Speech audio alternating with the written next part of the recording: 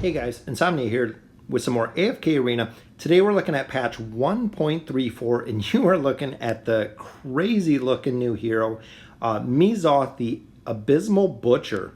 If you look at him, kind of reminds me somewhat Jabba the Hutt, big, massive. It looks like he's eating steaks or cooked meat through his stomach, which is very interesting. We'll go ahead and check out his skills later, but I wanted to go over the patch notes for 1.34.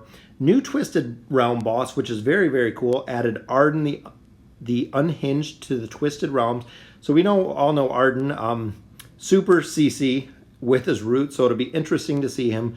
Very cool to see them adding new bosses to the Twisted Realm. With them only starting with 3, kind of got boring. They added the Burning Brute, and now Arden will be a cool new hero. Hopefully they change it up a little bit where it's just not very similar comps, or at least 3-4 heroes that you use in every single rotation with the Twisted Realm bosses. New campaign chapter, added chapter 34. Not many people are even in 33, but I know some of my guildies over in casuals are in 33 right now, so definitely need more chapters or they're going to be kind of stuck out of progression. New Voyage of Wonder, super excited about this. The Voyage of Wonder adventure, the Trembling Highlands. Hopefully they make it a little bit more in depth than the last one. The Frozen Waste was kind of disappointing with just the one chest, and I believe there were 12 gold chests total. Not even the amount of loot, just the things that you have to do on the voyage are what really keep the game interesting. So they have a big opportunity to not only maintain the people who currently play, but also new gamers with the rewards from the Voyage of Wonders. And I'm not sure, but I've also thought of they could even scale it to where if I'm on level 300 and my other account's on level 50, running the same voyage, getting the same loot is a little bit different, where if you're on higher levels, they could actually increase the loot a little bit, just because not only increasing the difficulty because it scales with where you're at, but giving it kind of that little extra oomph. If I'm getting just a little bit of essence or a little bit of gold out of it, doesn't really have the impact as it does when you're at a lower level.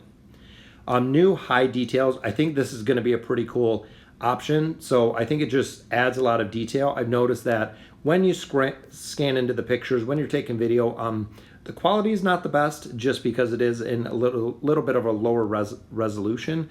So I think doing the high details, making sure that you can support this, because a lot of problems with higher details, running higher frame rates, even running the 4K, a lot of older systems can't support it, even with when they did a couple updates ago where some of the older phones were not supported by the game either.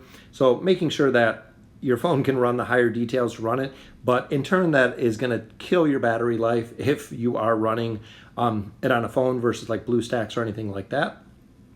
Heroes of Esperia, very cool, the new game feature.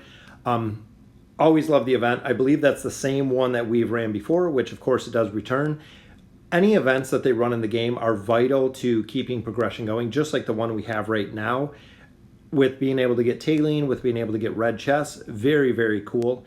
Have to focus on the events, because other than that, there isn't anything that we'd be able to do. Essentially just log in, do your dailies, do your weeklies, do your lab runs, do your guild bosses, and that's it. The events are what change it up, as well as the Twisted Realm that really change it up. Miscellaneous changes: the Arena Challenger tickets will now be sold for a set amount of gold. Players can adjust the formation they use within the Twisted Realm. The last formation used against each respective boss will be automatically saved. I like that feature. Every time you go to the Twisted Realm, it just remembers the last boss, not the specific boss you're fighting to the heroes they were doing. It just remembers your last formation. So every time you go in there, you have to change the formation, as well as re-gearing the heroes. Lilith, if you listen, we need a button that removes all of the gear from our heroes. Saves a ton of time when you're running the labyrinth, when you're running different bosses, when you're running the faction towers. Either being able to use the formation setting to save gear within the formation setting, or being able to just strip all the gear off of everybody. Gears, artifacts, everything that you can off it. Players can now tap on an indicator to make the camera move back to the wagon within Peacetime Voyage of Wonder. If you've seen some of the videos, trying to keep the wagon with the camera, it just needs to be the focus, short of looking around, which now it looks like you're going to be able to do that.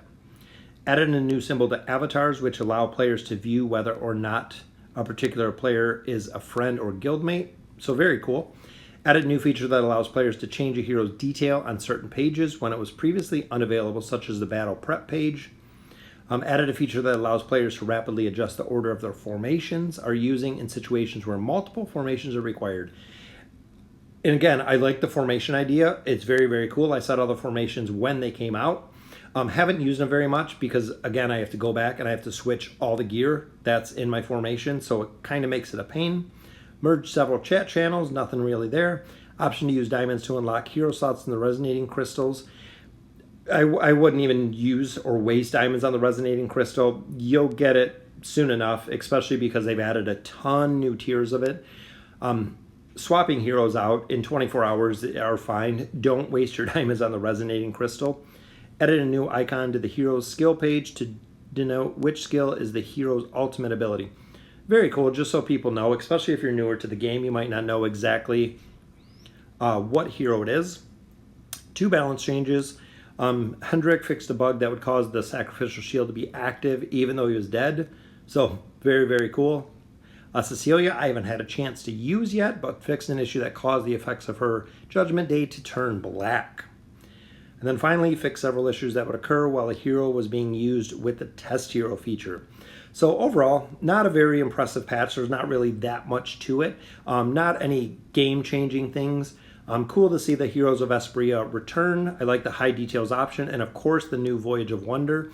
Can't wait to try out the new Twisted Realm boss and the new hero Mezoth, the Abysmal Butcher. It looks very, very cool. Can't wait to see his skills. I'm sure they're already out there, but I'm still out on vacation right now. I will be back on Saturday. So let me know in the comments what you guys think. Patch 1.34 is right around the corner. And as always, thank you for watching.